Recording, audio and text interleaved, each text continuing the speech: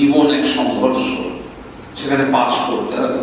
আসবে যন্ত্রণা, দুঃখ, সমালোচনা, মানে সমস্যা, কিন্তু প্লাস পয়েন্ট হচ্ছে শিশি ঠাকুর, তুমি আছো, তাই তো প্রভু আছি, তাই তো আমার অস্তিত্ব আছে, তাই তো আমি চলছি।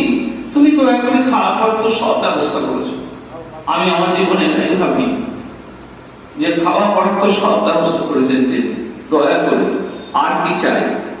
তা খাওয়া পড়া সব ব্যবস্থা যিনি করেছেন, তার প্রতি আমার কোনো করণীয় কর্তব্য থাকবে না, এটা হতে পারে না।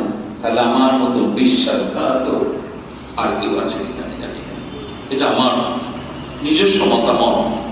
সেই জন্য প্রত্যেককে আমাদের আত্মবিশ্লেষণ করতে হবে।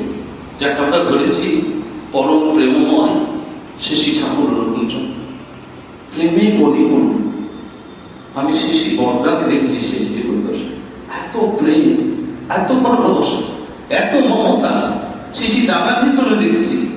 এইটা ঘটনা আমার মনে পড়ছে, এটা বলছি